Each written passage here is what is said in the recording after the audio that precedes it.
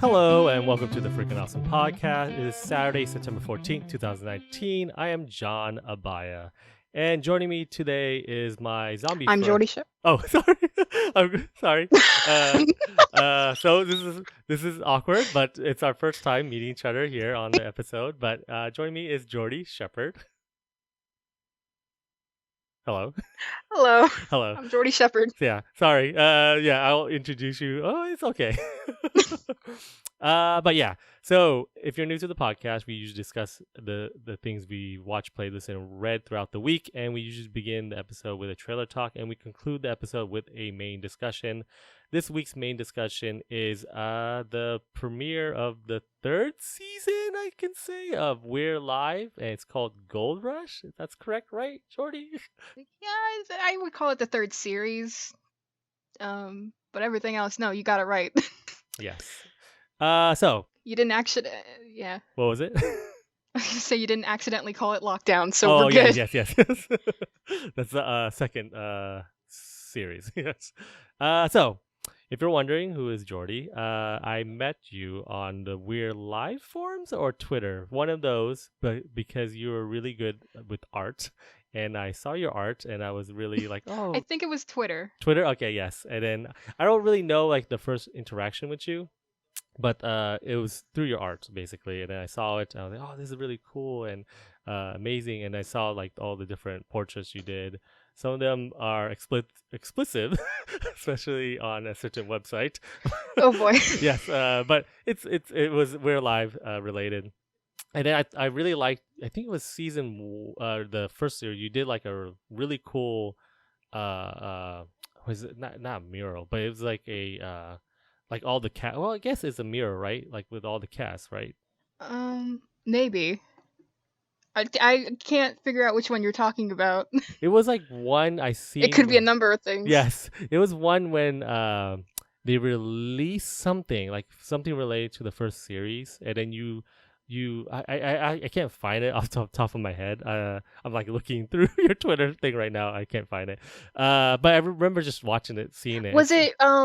Was it from one of the anniversaries? Was it like, oh, it's We're Alive Day again? Yes. Okay, I know exactly the one you're talking about. We're all just sitting on boxes and barrels. Yeah, and that's like the biggest, not biggest, but like you usually do like a couple of people, and then this is like the one you had like a cast of characters. So, like, that's really cool. I'll try to find that and try to retweet that, but it's somewhere in your feed. But it's on my art blog. I can send it to you. Okay, cool. But thank you for joining me for this episode. We can go into trailer. I'm happy to be here. Yeah, thank you. I think there's a small lag in our conversation, but there it's okay. definitely is. I have to lean in close to hear you. Yes. But we're getting through it. Yeah, on my side, it's all the volumes are up, so I'm like, I don't know what's wrong. So it's okay. Like we can. Yeah, I know. All my audio is jacked up too. It's okay. Because I have a mixer, but sometimes it's wonky. And then I have a Mac, and the Mac is a really old Mac. It's not even like a new one, and it's like constantly asking me to update all the programs. It's like, I don't know which one to update and which one is actually going to work. So right now we're just pulling through with this one. But yeah, we can move on. Just throwing spaghetti at the wall right now. We don't need to talk about anything technical. Yeah, let's talk about this trailer. Yes. So this week's trailer is a new zombie movie called Little Monsters. Warning, this movie contains flesh-eating zombies, assault with a deadly guitar, strong language, Fuck douchebag. stop fucking swearing, firearms, disembowelment, death metal, gore, Miko Ongalan, and Academy Award winner Lupita Nyong'o.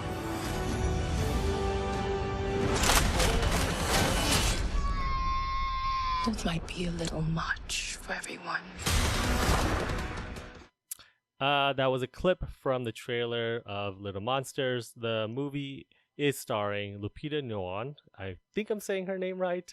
Alexander England, Kate Stewart, Diesel La Torraca, and Josh Gad. And it's directed by Abe Forsyth. I'm not 100% sure I'm saying that name right. Sorry. And the movie is about on IMDb. The synopsis is a washed up musician, teams up with a teacher and kids show and a kids show personality to protect young children from a sudden outbreak of zombies. So you can tell why I picked this trailer, because we're talking about zombies in the main discussion. So I just want to like tie it in all together. So Jordi, are you a fan of zombies? And if so, do you like comedy with it? How could you tell? That's a big assumption from you, sir. Yes, I am a huge fan of zombies, but I'm also very particular about the zombie media I consume. And I really, really liked this trailer. What do you like about it? I think I watched a different trailer than the one that you just played, but I like that, from what I can tell from the trailer, it seems to be like an already known occurrence, these zombies, maybe. Because the military is talking about it very glibly. It's like, oh, it's zombies again. And it's like, oh, okay, that's new. I thought this was gonna be like a B movie. And then I saw Lupita Nyong'o, and I was like, oh, credibility. And I don't know, it looks very funny, but it kind of reminds me of Shaun of the Dead in that this is going to be very funny, but it also has the potential to actually pull an emotional reaction out of me, and I'm very excited to see if it does that. Even if it doesn't, it still looks really funny. So this movie looks like a win-win to me. Same here. Are you subscribed to Hulu Plus? I'm gonna have to resubscribe. Okay. Yeah. When I had to cut expensive, I think Hulu is at the top of the list. Yeah, same here. Like it's always like a monthly basis on Hulu and all the other streaming. Like if anything that's on that I want to watch, I resubscribe to it basically. And so basically the same thing. So my thoughts is similar to yours, almost exactly. I'm a fan of zombie movies too, and everything around it, comedy or even like the horrific ones, like the old ones of Dawn of the Dead and whatnot. But I really want to see how this movie is. I like the concept of it, of how she's like a musician. So I wonder if there's songs or any musical. In the trailer I watched, there wasn't, so I'm not 100% sure if there is. Which I think we watched a different trailer. Did you watch the one without the narration? I think I watched the one without the narration. I think it was a lot longer. But if you're happy and you know it, clap your hands was definitely a big motif of the second half of the trailer. So was it them in gray outfits, or it looks like gray outfits or something like that? Yes, I think. Yeah, I think in the end, because I cut the trailer short. In the end, they are. I believe they're singing that song. I saw it, but it's only like a clip. It's like 2 seconds in the one I watched, so I didn't really see anything like too musical. But I like that part like a lot. Yeah. Yep. And then the only person I actually know in the trailer is Lupita and Josh Gad, and that's it. I can't tell who else is in it. I like Josh Gad. Same. Yeah, Josh Gad though doesn't play the typical Josh Gad in this one, where he's like seems like a jerk. I believe. So I'm wondering how he's going to, and then that's why I'm wondering it is a musical. He's in it, and I know he's background is Broadway and stuff. So I'm hoping there is a little bit of musical element in this movie. If there is, I imagine it would be closer to like the first act, as like a bit scene. Yeah, exact same thing. Any more thoughts? Lupita looks really good in that yellow dress. Yes. I wonder if they're going to do the thing like in some horror movies where typically if it's like the bride, they'll start with like a white dress, and then towards the end it's all red. So I wonder if they're going to do that motif where in the beginning it's all yellow, by the end it's all red or whatnot, because all the zombies she killed in it. I love symbolism like that, and I would love for it to be that. Yep, same here. So check this out. I actually don't even know when it's coming out. I remember seeing it is on Hulu Plus. So I'm assuming I should have researched this before I even mentioned it. I know we know it's coming out this year, and this year is starting to run out of time, so it Yeah. should be soon. I'm assuming it's next month because Halloween-ish time. So Yeah, that and makes sense. yeah, and then I'm surprised it's called Little Monsters. So I don't know if you watched the Fred Savage movie Little Monsters with what's his name? It probably was before my time. Okay, yeah, it's like an 80s movie. It's the guy, he's in oh god, I forgot his name. Howie Mandel played the monster. I don't know Yeah.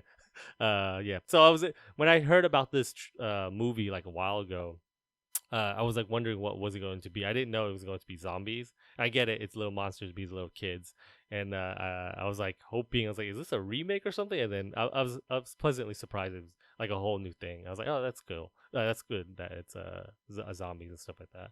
And Yeah, yeah, I saw some other people saying that as well. They thought it was a remake.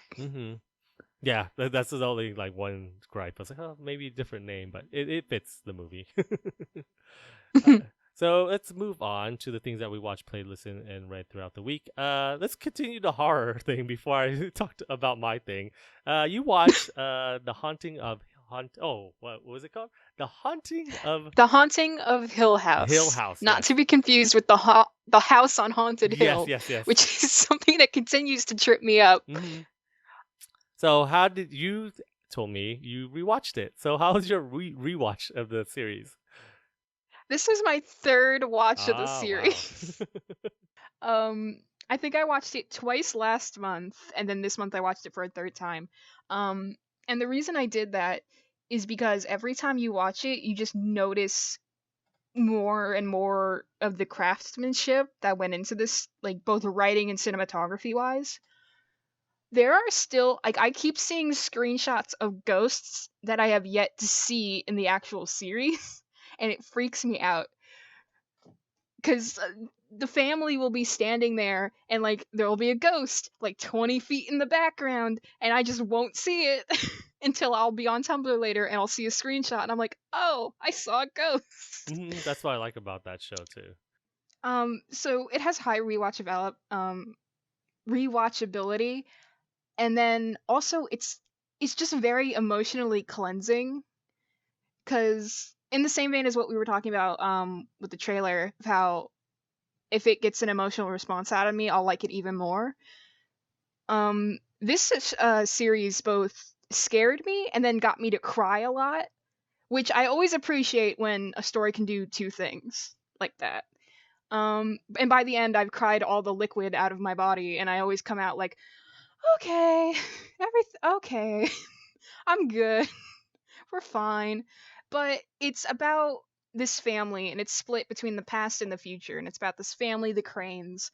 The parents are trying to flip this old house that's rumored to be haunted. And all the past sections are during this one summer of them trying to fix up the house and then sell it. And then all the way in the other half of the show is the future, where the kids are all grown up. One of the parents is dead, and everyone is dealing with the emotional fallout of what happened in the house and how it has started to leak out of the house and come after them. And it's just so well written. As episode 6 in particular is like a masterwork of just planning and cinematography and writing. And I was like floored when I realized like what they were doing with the episode. And I highly recommend it. It's my new favorite television show. I'm trying to find what episode 5 is right now. It's the twin thing, right? Oh no, that's episode 4. Okay, that one. I just reading the name. The Two Storms. Yeah, I was like, I was seeing episode the bent neck lady. That's the other one I saw. But yeah, the Two Storms. I'm trying to remember because everything's like, so we watched that, my wife and I together, like straight. We didn't stop watching it one night, and then we like you said, we got emotionally invested, and then we were really surprised about how much of it about the family and how it kind of like reminds me of my family and all these other things about it. I was like, man, I can like relate to them, even though there's like ghosts and how the themes are. It's just I also have a twin too, but it's just the connection of a twin. I can relate a little bit to how he is basically like. But when we were younger, we had like a small connection. When we got older, we kind of like lost it. Like in this, I don't want to like be like supernatural, but there is a weird things where when he's dreaming something, I'll have the same dream and we'll talk about it and like how did we end up doing that. So I was invested with that, like just seeing the two twins in this show. And yeah, I really loved it. It was like my favorite show last year. And similar to you, I need to rewatch this soon. And I heard there's a second season, so I'm like really interested of what they will do. Yes. Do you know what it's about? Because I heard of it, but I don't know anything about it. It's based on another book. This one isn't by Shirley Jackson. It's The Haunting of Bly House. I know nothing about it, but it's by the same like director and writer and production crew. So like I'm stoked.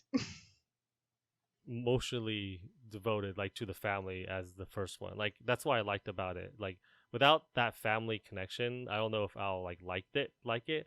And I'm currently reading the Shirley Jackson novel, and it's way different. Oh The yeah. Um my friend actually, she just finished reading it and she was like giving me updates as she was reading it. And from her account, and I wanted to know if you could corroborate this, the heart of the story was adapted perfectly, even if everything around it was changed. kind of like there's no real connection to all the characters. Like that's what I liked about the show. In the book, are you gonna read the book or uh I'm going to eventually. okay, It's just, just like the first couple because I only read the first probably. I have it in front of me right now. Oh wow, this is so I'm in chapter 3. I just started reading this like a couple months ago. I'm very slow, like reading a book. But yeah, I was going in thinking it's about a family, but it's just about a bunch of people connected to this house, and it's interesting because they use the same names. Or the show used the same names in the book, but it's just they're not related. And I was like, oh, okay. So in my mind, I'm thinking of something like I can picture them in the show as these characters, but I have to like forget that because they're not the characters at all, and I have to like really not think about the show while reading it. But I'm liking it right now, but it's very uh different from the show. But yeah, like I said, I'll continue. I'm happy that you're rewatching it though. yeah, it's my new favorite TV show. Just wondering. So, this is not like there's one part in this. It's minor spoilers for people who are listening. There's a part in the show where the two sisters are driving, and there's a part that just pops out. Yeah, Did I you know get what you're scared? talking about. Okay, that came out of nowhere. So we were sitting on the couch and we're like enjoying it, and we're like really paying attention, and that happened. I literally like froze my mouth and screaming because I was like, what the heck just happened? Because that's the most scariest part in the whole show. They didn't do those type of scares until that part, and I was like really surprised. And yeah. What was your reaction? I really liked that part a lot because the rest of the show isn't like that in terms of horror, but in that moment, I've actually done that in the car. Oh really? Where my family has been fighting, and I just screamed, "Stop fighting!" Which is basically what that was. Yeah. Basically, yeah. Well, yeah, that is exactly what the sister was trying to have them do. But yeah, like if that ever happened to me, I would probably run down or run off the road too, like they did. And that part Oh, is and what was it? go on. Sorry. Oh no! And at the end of that scene was very emotional. Like I was like, oh man, that's it. Like it released so nicely too after that scene, with them basically crying and whatnot. Oh yeah, that killed me. Mm-hmm. What I was gonna say was, if anyone listening is just like worried, I was like, oh, it's horror. I don't know. It's the horror in the show is not like jump scare and like shock and gore. It's a lot more in line with Marble Hornets, if you've ever seen that, where it's just atmosphere and slow build, which I think is a lot more tolerable because I am a wuss and normal shock and gore just unsettles me in like not a fun way. So, but if I was able to make it through the series, like anyone listening probably can. Now you have me googling marble hornets, and I see this creepy little face. So I was like, should I be diving into this right now? Oh, I have the DVD. Oh, it's a show. Okay, like It was a web series, but it's old, but it was good. It was really good. I'll tell you about it later. are the videos like couple seconds long or something? Because I think I remember seeing something like this, but I never really paid attention to it. Like Some of them are like a couple seconds long. Some of them are a whole like 15, 20 minutes long, but it was good. Those were the good old days. Oh, did the show already end or the series? Oh yeah, the series it wrapped up. Oh god, when did it wrap up? It wrapped up this decade. I know that much. Oh, well, that's a while then. Or okay, I saw it. It's 2014. Wow, it ran for 5 years. Since Yeah. 2009. I've never heard of this, but I'll probably dive into it. I like stuff like that where they're short enough too. Like I have limited time, but if I can find something that's like I can just use, or what am I saying? Like just absorb, I guess you could say, the content faster. But yeah, Yeah, easy digestible little bites. we're digestible bites. With the zombie theme, yeah, that's what we're doing. Good callback. Moving on. So I watched something this week. It's an anime. I don't typically watch anime, not a lot of anime. Like I watch like older stuff, like not even older, like the typical, like mostly more people watch is the Dragon Ball or Sailor Moon and whatnot. But this I've been watching this show called One Punch Man, and season 2 came out Mm-hmm. earlier this or not even this week, like a couple of months ago, probably season 2. And I really like it. It's about a guy named, I correct me if I'm saying this wrong, Satamana or Saitama. Saitama and Genos.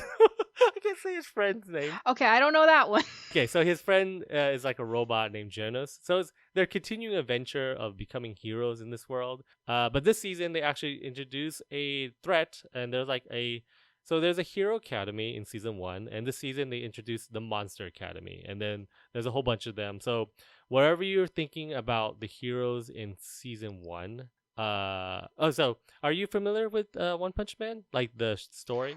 I'm not with the nitty gritty details, but I know the general like concept and like some story beats. Okay. But I just haven't gotten around to watching it, like everything else. So basically, it's a story about this guy named Satama. I'm going to keep saying it like that. Go on. Basically, he wants to become a hero, and he becomes a hero, but he doesn't want to become like the best hero. He has this power where if he does fight a monster or a villain, he can kill them with one punch or hurt them with one punch. And yeah, that's his power. Like he's a very powerful with just a punch. And then people try to what do you call that? Oh god, what am I saying? Like challenge him basically every time. Almost every other episode, someone tries to challenge him. But similar to like the hero's journey, when they meet someone that's challengeable and they lose, they join Satama in his journey to become a hero. So there's like this like a whole bunch of different characters, and this one though in season 2 you introduce a whole bunch of other characters, other heroes they don't mention.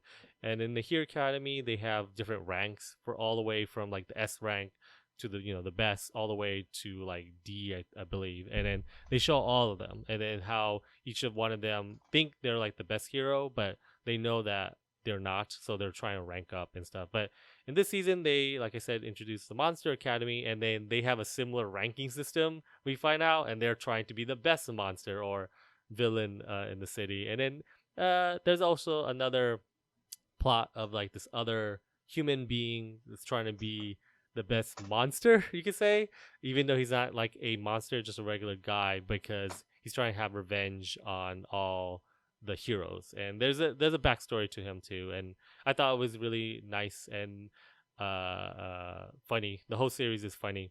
I always find the humor, what you call it, like with especially what the Satama is. he's very cartoony in a weird way, but also very he has wisdom in this odd way where even though he is the best, a hero, he finds ways to inspire people to be their best. And that's what I like about the show, that he, even though he's like in it's limited where the scene he is in, he shines. And yeah, I just like it like that. Yeah, what anime are you into? Are you into anime? I'm okay. That's a loaded question. I was into anime for a very, very long time, and then I wasn't for a long time, and then I was again, and now I'm in my dry period. But I guess yes, I do love anime a whole lot. I think it's a really great medium. What was the last anime you watched? I'm actually trying to get through Vinland Saga, the first core of it, which is an anime about Vikings, which is another super dear to my heart interest. So my two loves combined. So that's pretty much the only anime I've been trying to watch. Okay.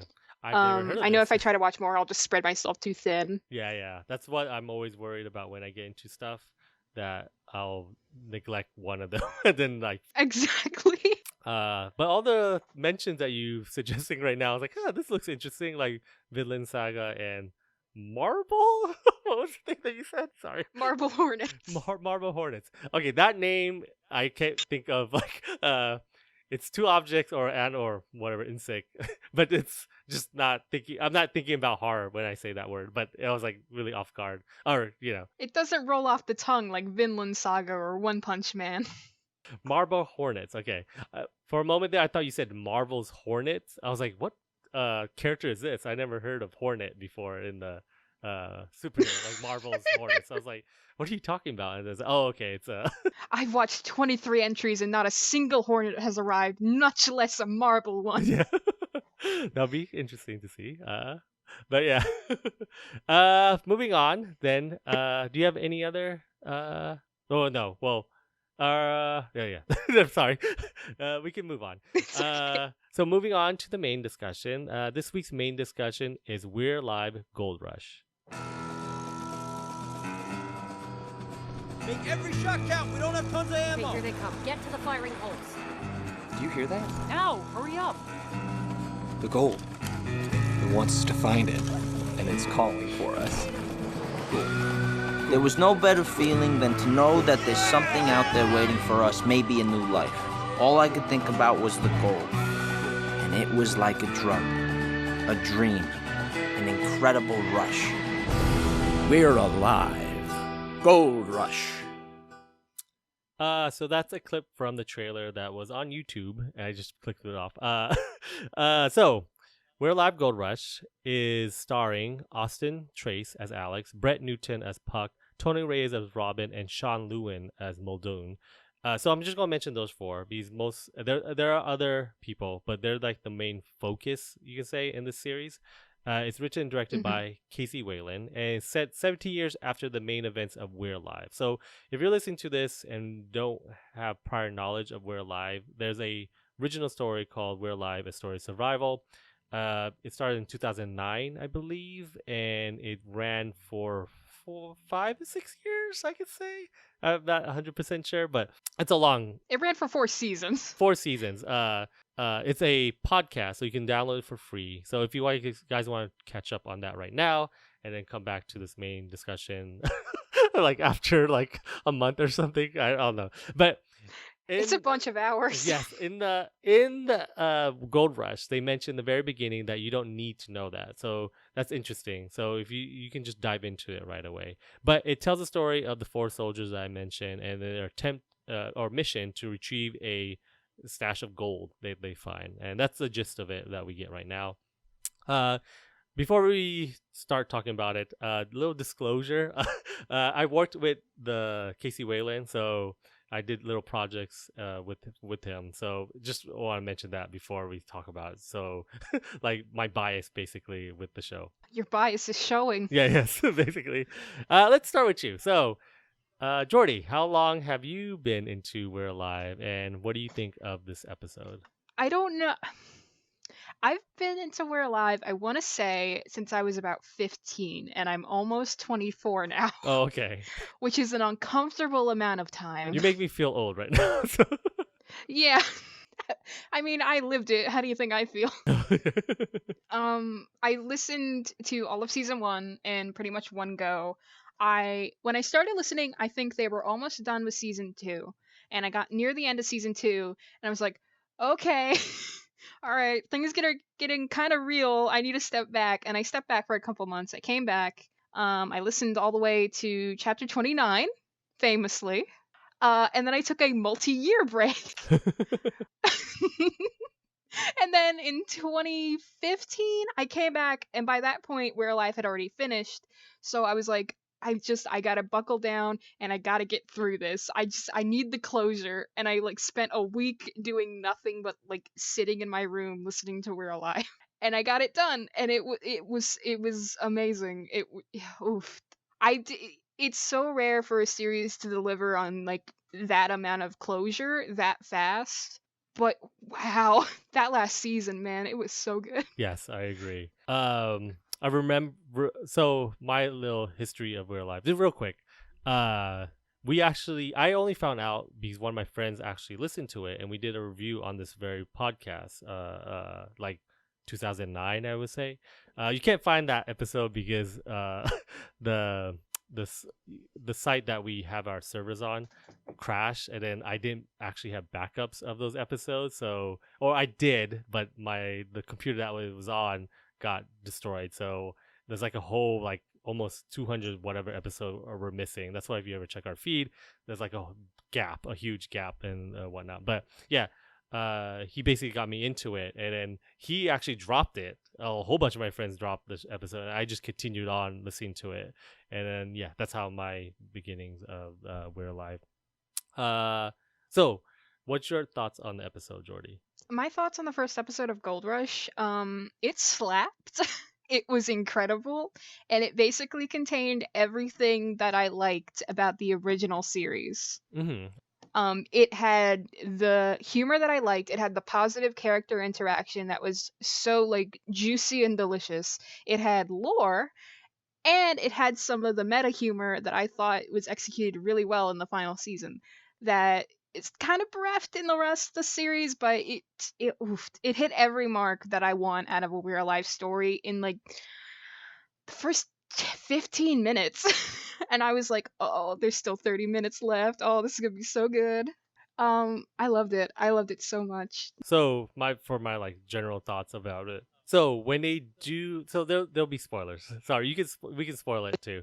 Okay. In the first so the other disclosure, I don't know if I can actually say this because I signed something. Maybe I can. I'm not 100% sure. If not, I'm going to ask Casey. And then if he said it's okay, I'll add this part. I'm just going to tell you. Don't tell Casey. I still told her. Okay.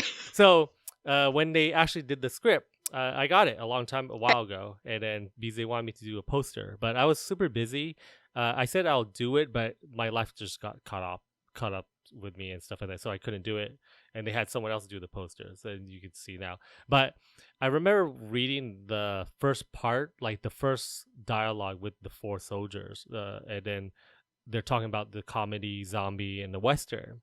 And I remember I was reading this at my actual job on my break, and then the first when Casey wrote on the script the what do you call it, the sound, I guess, the whip noise, and it says the announcer says Gold Rush, or We're Live Gold Rush. I started hell laughing. I was like, oh, it's this type of show. Like he actually is going to make a comedy, like a real comedy. And after that I just fell in love with it. And then the script is almost exactly the way he sent it to me. And I was like, man, they kept everything, and just it's really nice just to hear the voices again of everyone, because even the new characters they introduced, I was like trying to picture them in my head, especially in the scene where I'm sorry, I don't remember all the names. I know one is Nick, is one Alex, and I don't know. It was Nick, Alex Robbins, and then Vera. Vera, that's her name. Yeah. So when I read that scene, I can just picture them in the arena and everything, or around that area, I believe. And then just for a moment there, I thought. it wasn't a mission. I thought it was a real life, and then he caught it. I was like, oh, it's a mission. I was like, oh, that's cool. And then yeah, then you know the rest. But just reading it, those dialogue and just the scene in script form, really brought my imagination. It shows me how well Casey got the story and the humor and everything, and how he knows these characters really well at this point, where he can just, when you're just reading them, I just pictured them right away. And yeah, that was a really nice just to see like behind the scenes of that, and just see how his writing process and everything. But yeah, sorry, that's just a little thing, just to talk about. I'm jealous. Yes. Hopefully I can add this part. So in it. Well, hopefully. Yeah. If not, I'll know at least. Yes. So yeah. So what parts did you find that was really nice and awesome and cool? Okay, so I re-listened to those first 5 minutes 3 times because it was so delicious. Yep. Yeah, I totally agree. I cannot stop thinking about the phrase Michael apologist. I was washing dishes earlier and I was like thinking about it and like had to like lean against the sink. It was just, oh, that line is inspired. It's very the whole series too is like very meta, like at this point, because we like, especially the musical part, like if you're not like a fan or not fan, but especially in this, like on Social Network, a lot of people wanted Casey to do like a musical, and then he mentions it in here, and I thought it was really funny, like saying like it's hard, and you can tell like Casey's thought process of like, yeah, he probably can't make a musical, he doesn't know how to, so he says it through his characters. I was like, oh, that's kind of cool, and I really liked how meta that whole scene is with those 5 or 4 soldiers.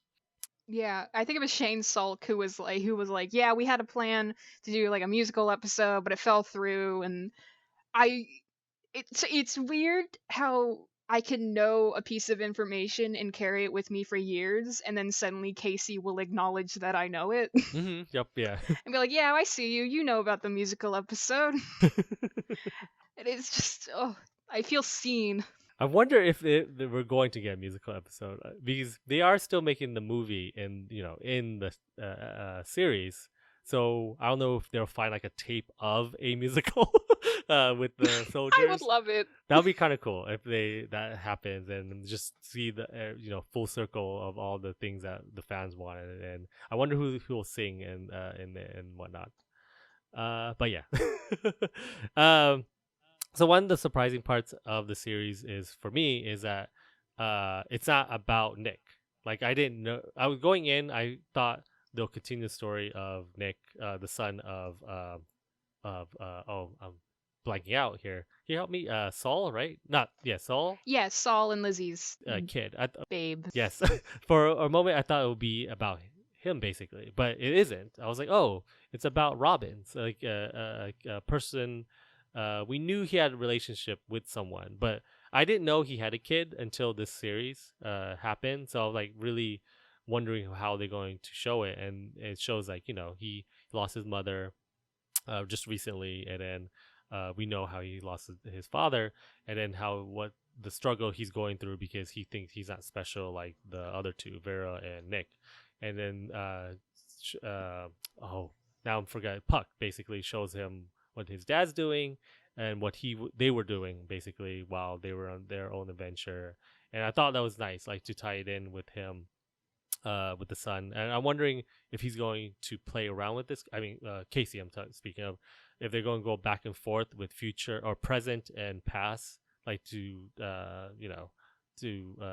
show a connection somehow. And then we know there's like a little things. It feels like we'll get to know like how he meets Vera, because we don't get that right in the original one. She's mentioned, I think, and Alex is also like pointed out by a character. Like a character, I think, literally points to Alex and is like, "Yeah, that's Robbins' kid."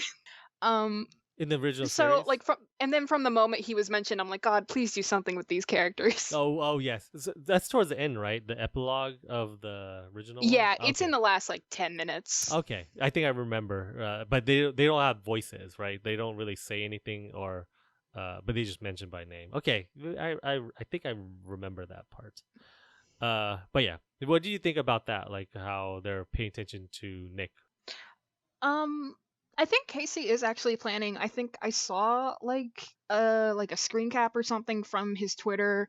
Like it's something called "We're Alive Next Generation" or something similar to that. I think, and I assume that's going to be more like focused on Nick. Okay. I wonder if it's going to be like. Are you a fan of Star Trek? Like, did you watch? I know Star Trek: The Next Generation, and I know of it, and I know some stuff, Okay. but Play off of that, like whole different crew, and then But I'm wondering if he's going to use what that name. if because Goldrush is the zombie western, what if the Next Oh, Generation is the sci-fi? zombie invasion? Oh, okay. I thought you would say zombie sci-fi for a moment. Means Star Oh, well, Trek. same thing. Yeah, yeah. The zombie alien invasion. Maybe we get like another backstory or of the zombie, how they actually came. This in. one's about Carl. Yeah.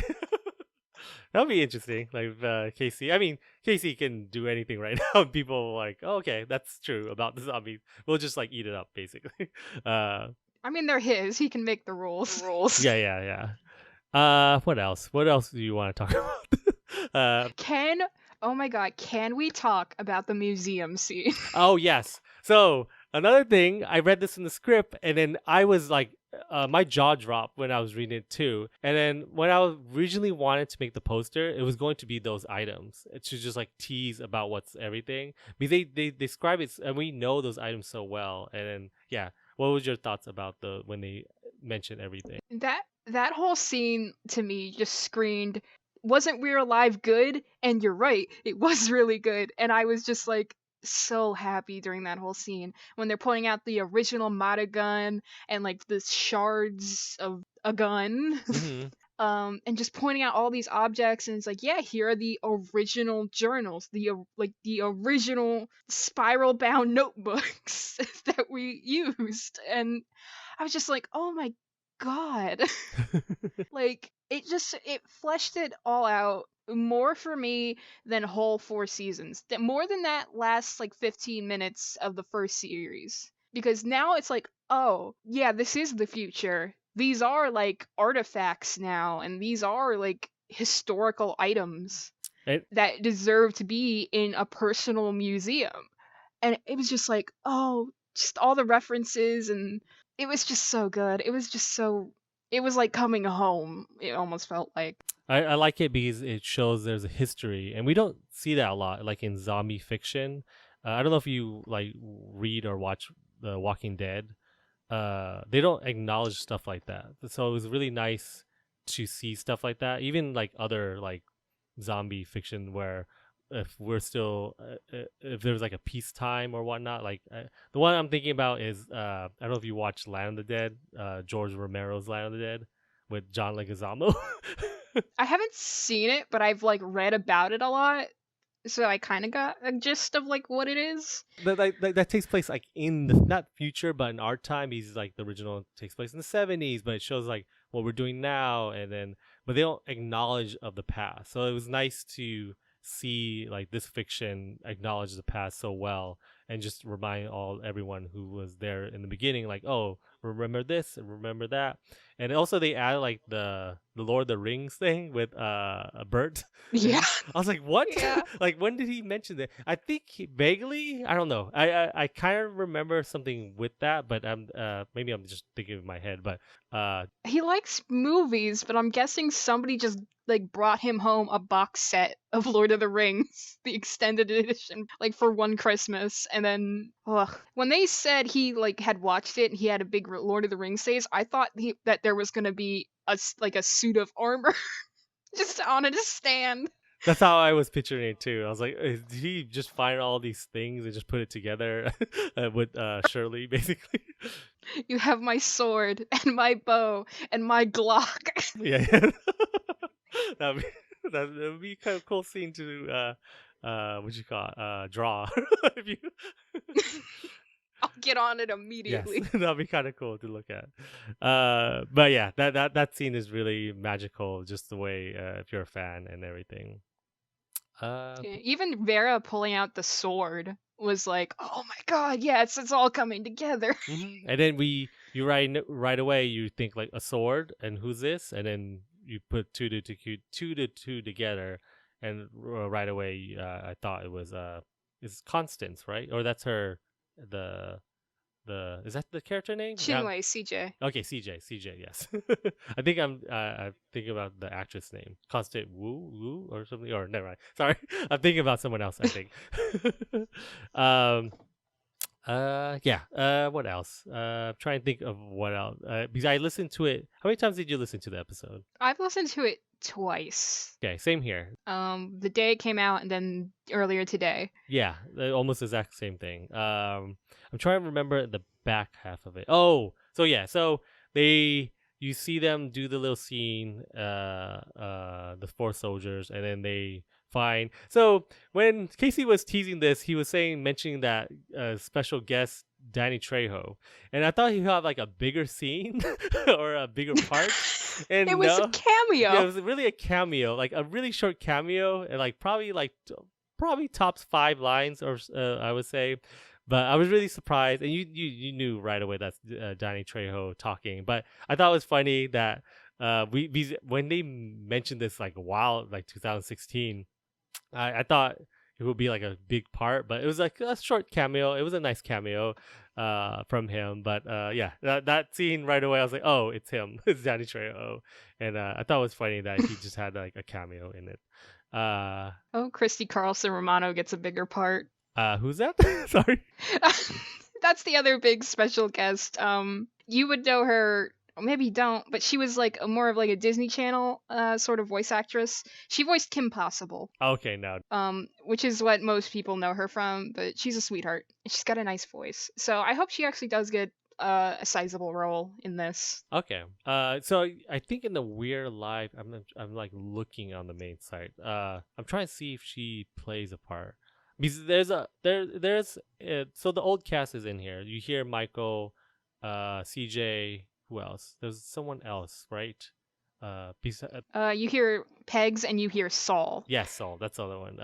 Who else? That's all. You don't hear Bert, right? He's not in this timeline or at all. This is between season 3 and season 4, so we haven't probably heard him yet. He shows up. Yeah, he should be showing up if the timeline is correct. But yeah, just looking forward to that to see everyone else. If anyone's interested, if you go on We'reLive.com, they actually show like the cast of the 4 soldiers, and then I know how what's his name? Tony, not Tony. I'm just thinking about his character name. He's always in the We're Live stuff. I can't see it. Tony. Tony. I forgot his last name. I was trying to find his last Tony name. Ray? Yes, I think so. Billy, yeah. Yeah, he's I just remember him because he was the main announcer at one point, like in their live streams a lot, right? Yeah, because I watched every episode of Apartment 2C, obviously. Yeah, he was always the host. Okay. So I kind of dropped out because they did it really late, and I can't stay that up late sometimes. So I was like, so I had to make a choice. How far did they go into that? Did they do every episode? I don't remember. They didn't get to season 2, if I remember. In Apartment 2C, at least, they didn't get to season 2. Okay. But with We're Live Archive, they're like deep into season 2. They're like, I think, nearly done with the second season. Okay. That's good that they're continuing on. Anything else you want to add, Jordi? I was genuinely surprised to hear Michael's voice. I know he's not on location, right? He's like the few actors he has to call in. He lives in New Orleans, the last I heard. He might still be there. But it actually took me, like, when Peg spoke, it took me like a line and a half to realize, oh my god, that's Peg's. But the second Michael spoke, I was like, there he is. Like, instantly, I knew that was him. And it was like, oh, Casey, he found Jim Gleason's number in the back of his jacket. he found his number. And, like, I hadn't heard Pegs, Michael, and Saul saying new lines in what felt like years. So it was just genuinely a treat to hear them again. Yep. I agree. Like, just to hear them, the banter of those 3 was really nice, and just remembering their like chemistry. and they still have it. Like when you hear Pegs and when Begs, not Begs, Pegs, not Skull, but he makes basically Michael's like, oh, we have a whole bunch of stuff to do, and Peg's like, what do we have to do at 10 o'clock at night? And then Michael just has no response. It's like, oh yeah, you're probably right. Like, I I also like that Michael's not a good actor. I mean, none of them are, but I just like that Michael especially sucks at acting. but yeah, it was just really nice to hear their voice again. So what else? That's all I can think of. I'm trying to think like when they so if you go on their Twitter feed, they actually have the gold. I mean, of course it's not real, but they have Goldie, I think they call it. The star. Just lead painted gold, I think. The star of Goldrush right now. So it was nice to. They do a lot of Foley work. You can see that stuff too in the past, like on their believe in their YouTube page they show a lot of Foley work, and it's nice to like they actually use they made something to show you like, oh, this is the gold thing that they probably use the sound for and everything. Yeah, I thought it was neat. Casey takes a lot of pride in his sound design and all the technical work that goes into it. It's very inspiring. Yes, it is. Like just to see him, and then he does like classes and stuff. I was like, man, where does he find all this time? Because where does he find all this stuff? Yes, there's all these things, and I was like, oh. I'm just amazed at how much like stuff he has in his mind, and he has a nice creative outlet, especially with the podcast that he can just generate all that stuff. What else? I'm just like looking through their Twitter page to see like anything we talk about. I don't see anything. What else? Yeah, that's it. I mean, I'm looking forward to the season. I'm happy it's next week. We don't have to wait 2 weeks like before, right? It was like 2 weeks. We had to wait. Yeah, it would be a chapter would come out 1 week at a time. It would be every week, and then between chapters, I think it would be 2 weeks. It's been literal years since the first series, and I had to remember the schedule, but I'm pretty sure that's correct. And I remember those long waits. So I remember watching the first and second season together because I came in towards the beginning of the second season or the end of the first season.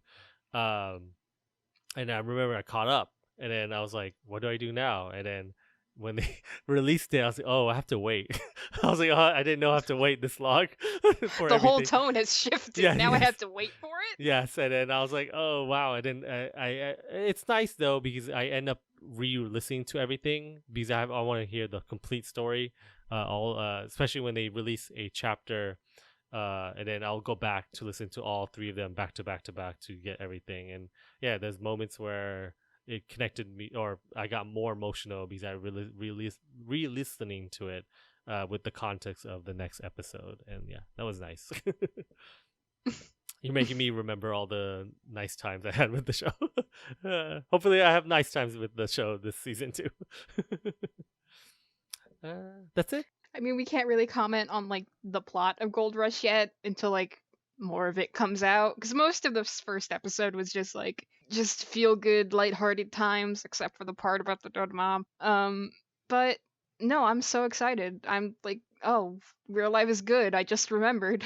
Yeah, and then like if you listen to the raw or the old like first episode, like the Foley work is like not as good, but just now they're so well, like you know, like in this episode when Vera, like I mentioned, and Alex and Nick were trapped in that area, you knew like, oh, Vera's separated because you hear the voices in the other side of the wall of Nick and Alex. So I was like, man, this is so good still, like especially if you listen to the episode with headphones that are either noise canceling or just up all the way, I guess you could say. Like I do. I don't have noise canceling, so just hearing it just with with two left and right, not just one earpiece in your ear, it's just really nice to hear everything all together.